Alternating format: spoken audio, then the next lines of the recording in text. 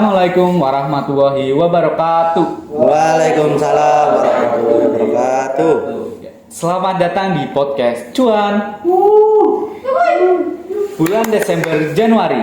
Ini biasanya adalah waktu yang terbaik untuk mencari cuan di bursa saham. Kenapa? Karena ada dua fenomena yang sering kita kenal di pasar modal, yaitu window dressing dan January effect. Window dressing biasa terjadi di bulan Desember menjelang pergantian tahun, di mana harga saham itu tiba-tiba akan meningkat dengan signifikan. Window dressing ini terjadi karena para fans manager atau emiten perusahaan melakukan perubahan portofolio.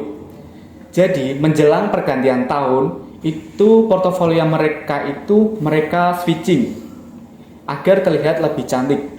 Saham-saham yang rugi dijual, terus aset-aset yang jelek dijual, kemudian dia switching ke saham-saham yang performanya lebih bagus. Hal ini bertujuan agar laporan tahunnya itu terlihat cantik, sehingga menarik investor atau pemegang saham, dan akibatnya saham-saham yang memiliki market cap yang besar dan performa yang bagus akan naik secara signifikan di akhir tahun.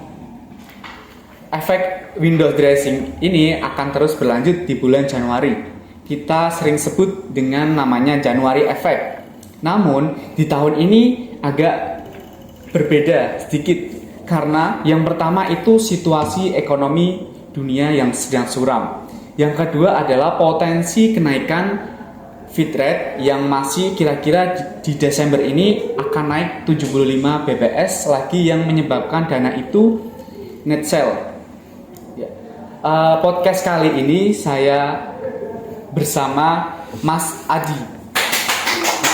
Selamat datang Mas Adi di podcast Cuan. Ya. Podcast kali ini yaitu akan membahas pasar modal, investasi, dan January effect. Nah, kita langsung tanya-tanya saja bersama Mas Adi.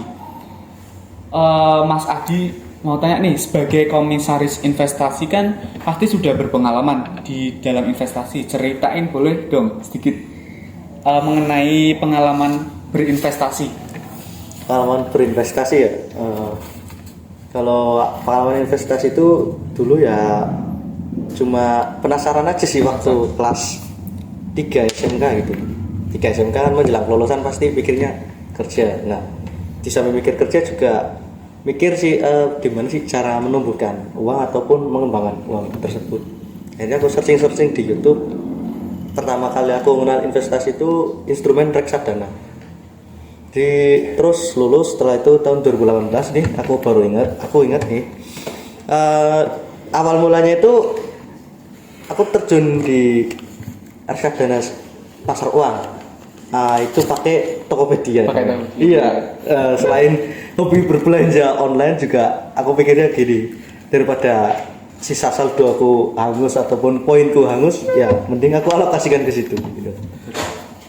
Nah, di Tokopedia itu dulu itu masih bisa invest reksadana sih mulai dari 10.000. Investasi itu sebenarnya ya nggak seperti orang bayangkan punya modal besar, tapi dengan 10.000 juga cukup.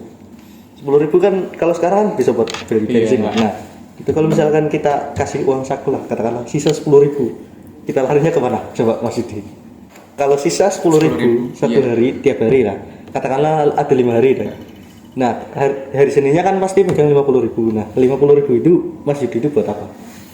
Kalau saya sih kalau belum mengenal investasi seperti ini ya pasti buat apa ya? Buat jajan kayak gitu mikirnya. Buat foya-foya kayak gitu Mas. Iya, sama sih. Dulu juga pikirnya gitu. Belum tahu cara gimana ngelola uang kayak gitu kan. Gitu. Nah, tapi kalau setelah mengenal investasi itu ya kayak reksadana tadi, awalnya ya udah kayak aku invest ke reksadana.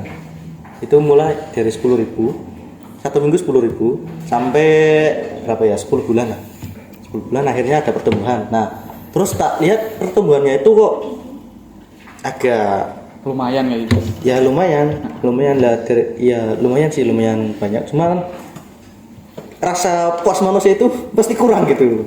Misalkan dari uang 10.000 jadi 50.000 kan kurang pas lagi, pasti pengen nambah lagi Iya. nah gitu. Mas itu juga ngalamin kayak gitu kan. Iya. Nah, akhirnya aku ya searching YouTuber, dan di saat itu juga aku menemukan di Brandali itu lewat investasi saham. Waktu itu masih kerja aku penasaran investasi saham gimana sih caranya, nah aku browsing oh ternyata gini. Cuma waktu itu ya memang masih kerja sehingga waktunya itu sulit buat diluangkan gitu. Dan akhirnya setelah masuk kuliah saya belajar mengenal saham di KSPM ini sampailah ke titik ini gitu. Berarti mengenal investasi itu dari sini ya, KSPM. Ya sebenarnya udah lama, cuma mendalaminya di sini ya gitu. Awal mengenal investasi gimana? Dari mana, apakah Mas Adi itu belajar secara otodidak atau belajar tadi yang ikut organisasi KSPM ini atau diajarin kayak gitu? Kalau itu ya campuran sih antara otodidak ataupun berarti organisasi. Belajarnya dari luar juga Dari luar, dari dalam juga dapat seperti itu. terus juga dari potensi diri juga ada itu. Nah, selama Mas Adi berinvestasi itu kan dari 10.000 kayak gitu, Mas Adi pernah nggak ngalami kerugian kayak gitu? Rugi ya? Ya rugi ya pasti pernah ya. Ya katakanlah rugi 10%, 50% juga pernah sih. Tapi masih tetap berlanjut kayak gitu? Ya masih tetap berlanjut soalnya ya banyak orang menganggap bahwa rugi itu katakanlah diikhlaskan atau disedekahkan lah. Cuma aku nganggapnya rugi itu sebagai daya pacu aku sendiri buat mengembangin apa yang alami aku rugi. Terus juga aku harus meningkatkan kinerja lagi biar nggak rugi lagi gitu. Sebagai pembelajaran lah gitu. Selanjutnya perjalanan di KSPM dari divisi investasi ke manajer investasi hingga sekarang jadi komisaris itu apa saja ya Mas yang dipelajari? Lebih cenderungnya sih ke praktek soalnya ya sebelum masuk juga kayaknya teori paling cuma sekilas saja, nanti prakteknya itu yang diperbanyak gitu. Jadi kayak analisis teknikal, analisis fundamental juga dapat di sini. Terus juga pakai indikator-indikator buat analisis sahamnya. Gitu. Selanjutnya momentum di investasi itu apa aja kalau boleh tahu Mas? Kalau momentum ya kayak fenomena tadi ya, ada istilahnya window dressing, terus January effect, terus sell on my. Itu anomali di mana pada bulan Mei itu kebanyakan investor itu melakukan penjualan saham sehingga bulan-bulan tersebut itu ya sangat riskan kalau saham itu turun ya ajar gitu, dominan turun lah kalau bulan-bulan itu. Soalnya banyak melakukan aksi jual sih gitu. Nah, ini kan akhir tahun gitu ya Mas. Biasanya kan ada fenomena Januari effect menjelang tahun baru. Gimana sih penjelasan dari Mas Adi kayak gitu, tanggapannya ada fenomena Januari effect itu? Kalau menurut aku sendiri ya Januari effect itu ya hampir sama seperti anomali atau fenomena-fenomena yang terjadi di pasar modal kayak window dressing terus Januari effect. Nah, sedangkan kalau Januari effect sendiri itu kayak menurut aku sendiri ya, jadi istilahnya itu investor sekarang kan kebanyakan milenial, ada yang bekerja, ada yang kuliah, terus juga di samping itu juga ada yang namanya kalau misalnya bekerja nih, ada yang namanya bonus akhir tahun. Nah, untuk mengalokasikan bonus akhir tahun itu biasanya mereka lari ke investasi sehingga di bulan Januari itu ya cenderungnya itu potensi naik gitu.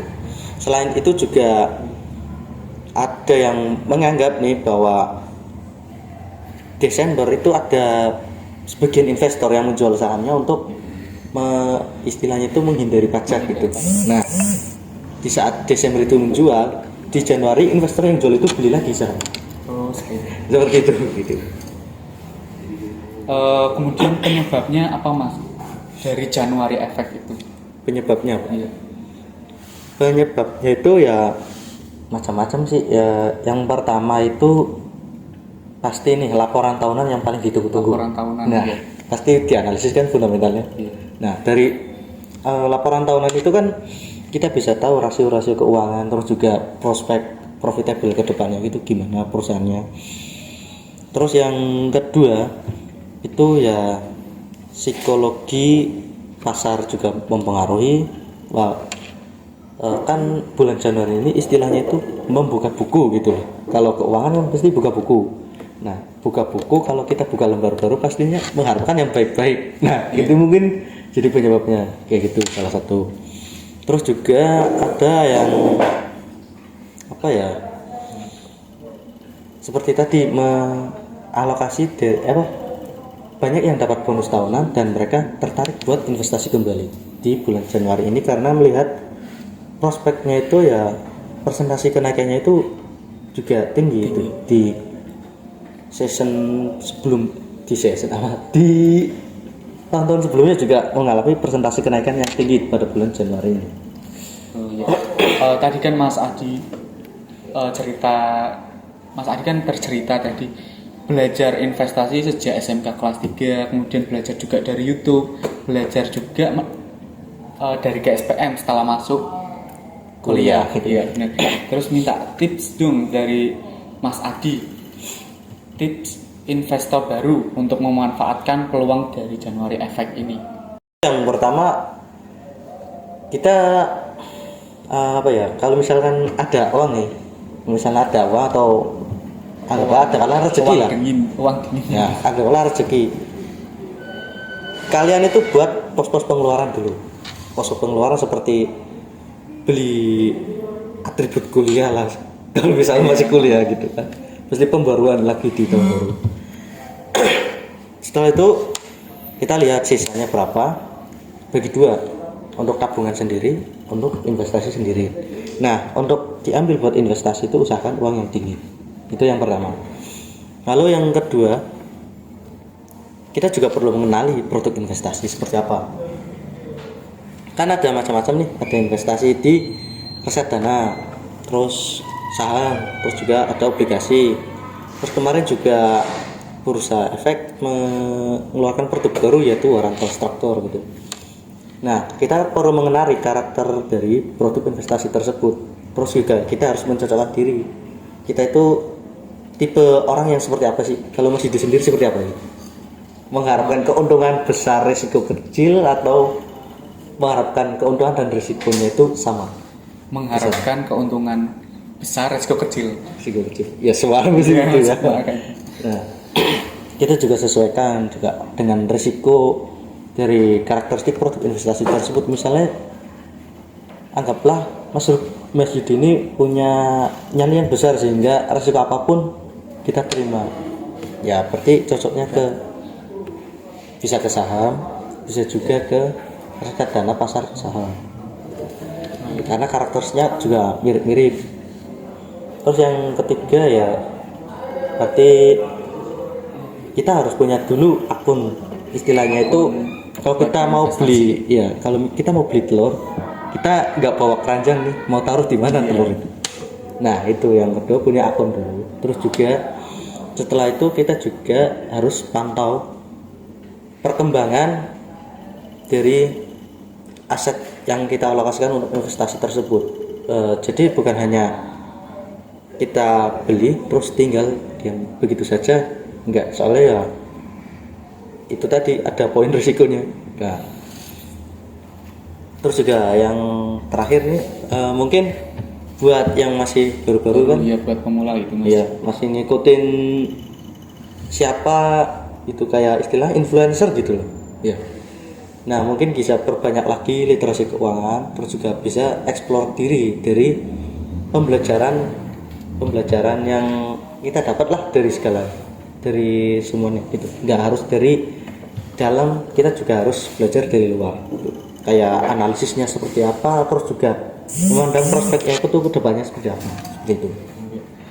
Ya Mas, yang masih kita dengar-dengar nih, isu resesi dunia kan yang akan datang di tahun 2023. Menurut Mas Adi, apakah resesi dunia ini berpengaruh terhadap Januari Effect, Mas? Menurut aku sendiri ya, dari histori tahun-tahun sebelumnya, bulan Januari itu mengalami kenaikan di atas ya sekitar 4-6% gitu.